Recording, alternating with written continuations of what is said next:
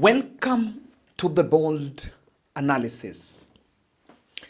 Days after the former Deputy President Rigathi Gachagua revealed to the country that the president, through some of his proxies, allegedly bought a bank where all government deals go through, Cyprian Nyakundi, governance online activist, has detailed a web of secret business deals surrounding Kericho Senator Cheruiyot, and surprisingly, this ring of business deals within the government corridors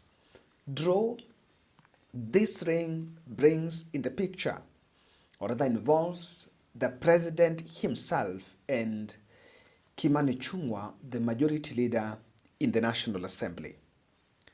And if you check Twitter, Nyakundi's Twitter page, he's actually running a thread tweet and has descended on Kericho Senator Cheruiyot, and a section of bloggers and residents of Kericho are actually opening up about what they know about the senator.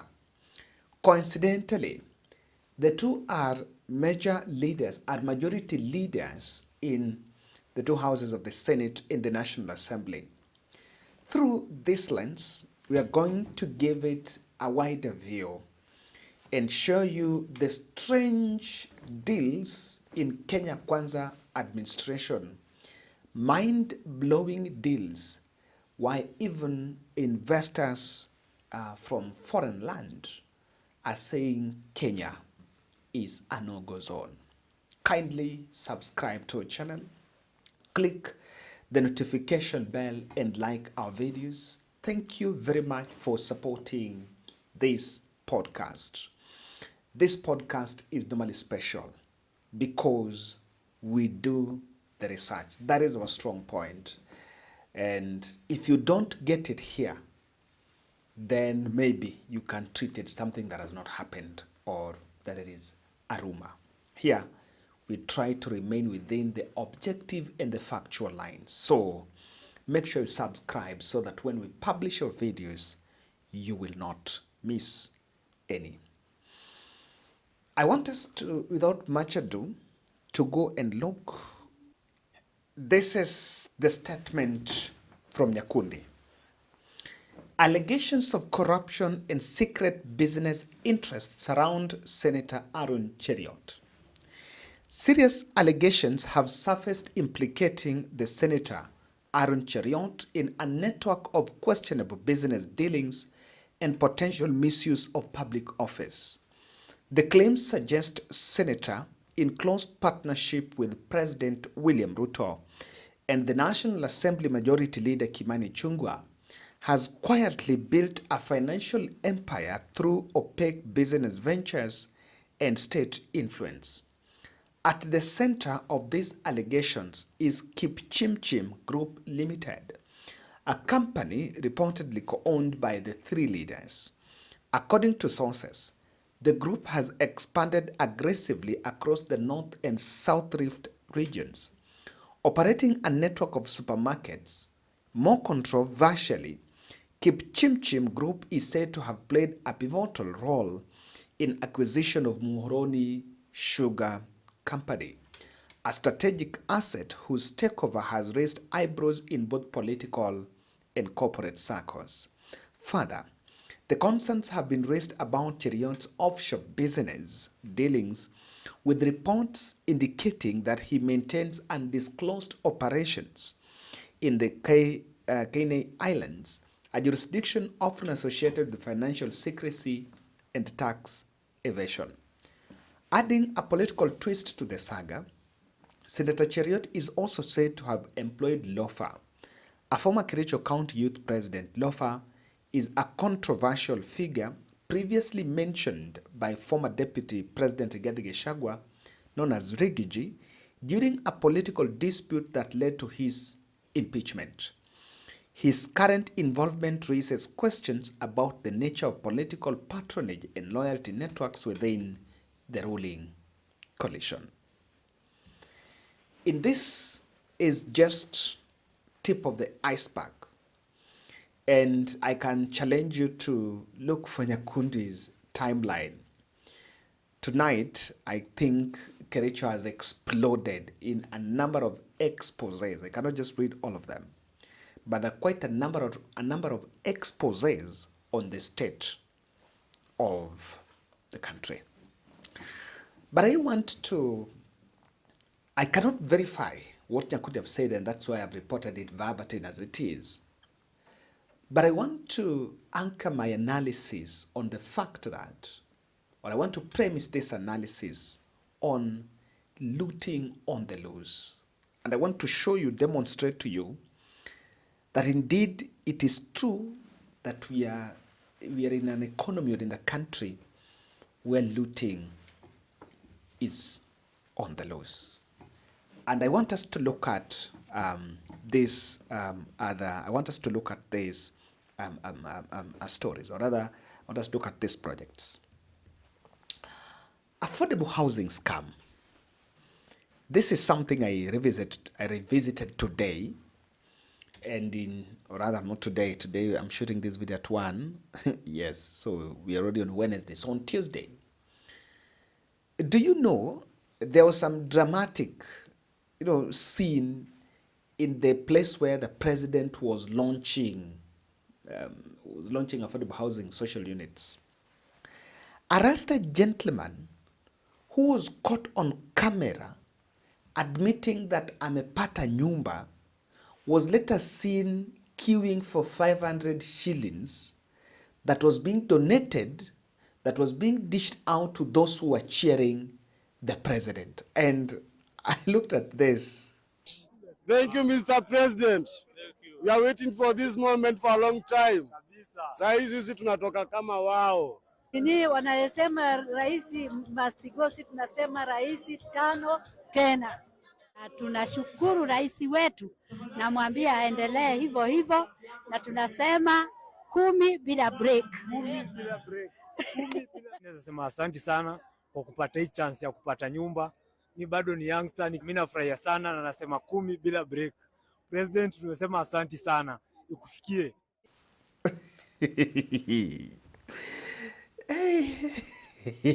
Bwana.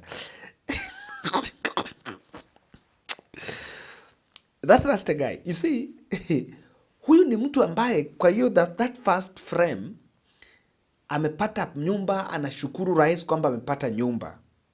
The same day that man is lining up kupokea shilingi 500. Does that man look for you kama mtu mwenye amepata hiyo nyumba akaenda hiyo affordable?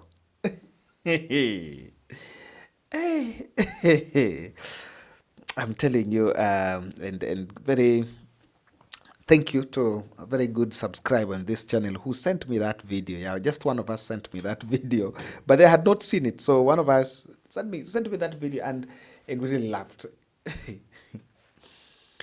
Sasa huyo ndio unaambiwa kwamba nyumba tumepatia watu, and if you want to look at how there was a forced approval, I saw money was actually being dished. In fact, there is another video. There's this Prado vehicle ilikuwa inabeba pesa ikipatia watu, and that tells you how we are just running projects, and we're just running projects, and what we are telling mwananchi is not it. Actually, there are a lot of deals behind the scene. I agree with those who are saying that those houses have been bought. The landlord, someone was asking me a question, who is the landlord? Who is receiving the money? Those houses have been bought. Watu wananunua, then watakodisha. They can even buy and keep them. After 2 or 4 years, watakuwa wanazipeana at the price that they will change the policy to determine. This makes me accept, or rather stand with what Dohan Shao, this fellow from Vietnam, who is this business mogul from Vietnam, who did a statement on the affordable housing, the rethinking Kenya's housing strategy, just today when that project was being launched. This is what he said. Kenya's housing levy is being presented as a bold solution, but in reality, it risks becoming a long-term burden on Kenyan workers with limited returns. Taxing the employed to fund state-led housing construction is not only economically regressive, it is structurally flawed. Public housing schemes without transparency and strong institutional capacity often produce substandard results, poor quality units, miscalculation of funds, and socially isolated communities. We've seen this pattern across countries, and Kenya risks repeating it. So, what should the government do? This is what he said.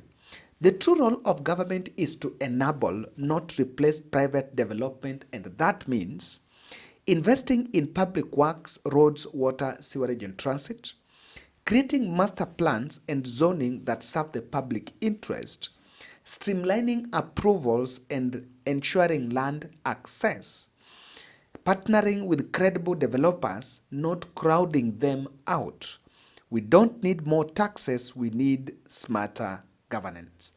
Let's stop turning housing into a political tool and start building frameworks that actually work for the people. Yes, and the bottlenecks that he's talking about there, they're not institutional breakdown. They're not systematic breakdowns. Those are choreographed bottlenecks. They are well structured. You know, they're well planned bottlenecks to make sure that our investors are wakuji, because these people here already have the money they want to invest in those projects. So mtu asikudanganya eti kuna mzungu anakuja kujenga nyumba nje. No, it is Ruto and his team that are building those houses and using taxpayers' money to do it. So you can that can show you how the system is rotten from within, and someone else is saying. The other one, just to show you that we are on a looting spree, is the NSSF funds that are now being targeted so that they can do projects. And Ndindi Nyoro raised this matter today and was actually tearing down Mbadinomics apart, saying Mbadi is going for NSSF money to build toll roads so that wakishajenga hizo barabara, then they will be collecting money from those roads, then they return back the money for NSSF. We can play around with everything else, but we cannot afford to play around with the monies that are contributed by the workers of Kenya. We are forcing NSSF to build roads in Kenya. NSSF, kazi yenu na kazi ya NSSF is to make sure that pesa ya workers ile inakuwa contributed, that it is optimally invested. And the only question NSSF must have, pesa ikikuwa invested inaletea wafanyikazi faida gapi? Sasa tumeona kwa sababu iko upungufu kiasi, tumekopa mingi. Now we are forcing NSSF to do public-private partnerships. Pesa ya wafanyikazi wa Kenya itumiwe kujenga barabara, ati watakuwa wanalipisha toll. I request humbly, tusiweke maneno ya utumizi wa pesa na mambo hayabatani na chata ya NSSF to force NSSF to do that which is not legal for them to do. If an investment opportunity is optimal, we would be seeing private sector investing in those opportunities. But because private sector wamefanya utafiti na wameona ya kwamba the returns on those projects are suboptimal, now we are forcing NSSF to invest money in big monies, in big projects, so that people can get their cut now. Then wafanyikazi wa Kenya waachwe kama pesa yao imetumika kwa njia ambayo haina faida.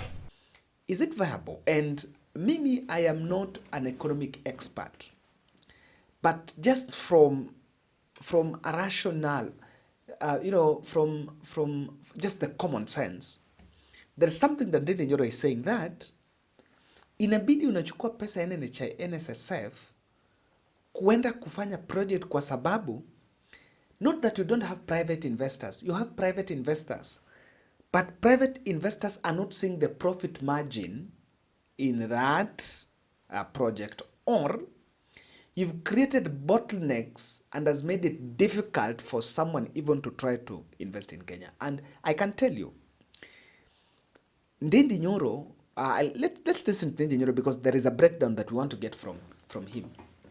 Now, from Ndindi Nyoro's statement, there is something that comes out that the tender has to be rolled out, and someone just want to remove money from here to go and invest.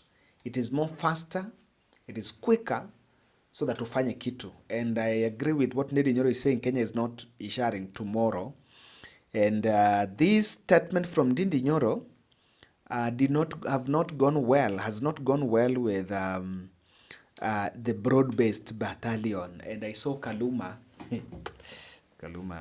this one. I saw Kaluma tweeting, where did Ndindi Nyoro study economics now that he doesn't understand basic things like securitization and guarantees? He's so fake. How did this guy preside over Kenya's budget and appropriation committee for the whole time? Broad-based government has saved President William Ruto and Kenya for many disasters.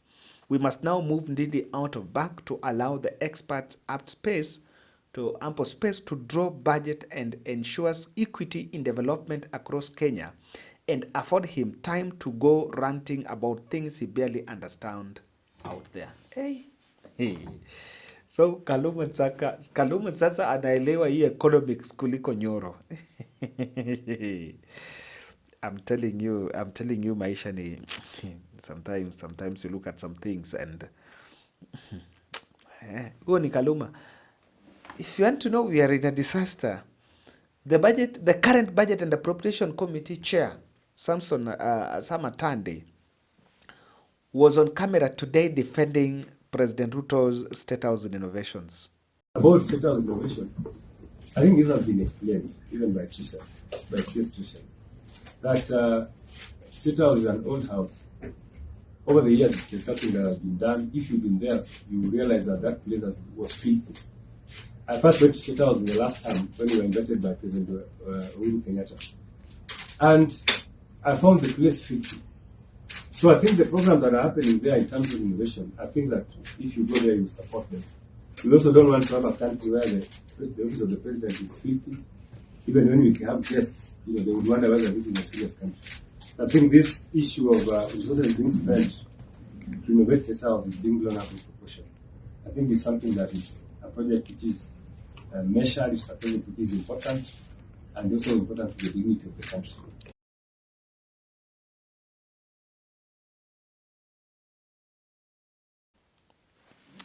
Tuko pabaya. Now, the third one I want us to look at is the NEMIS to chemist transition in the education sector.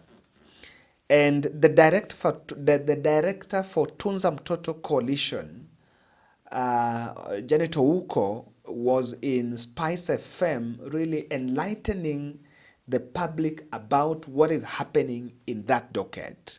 The problem is not the Minister for Education. He has got nothing to do here. He's not aware why money is not being sent to school. And that is a fact. He has got nothing to do. But there is one man sitting in State House pulling every string.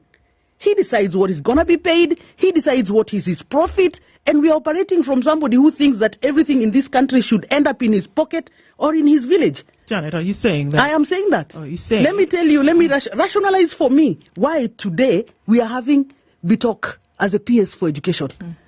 What is the sector going through? We are going through CBC, all CBE? These transitions and all that. You know that?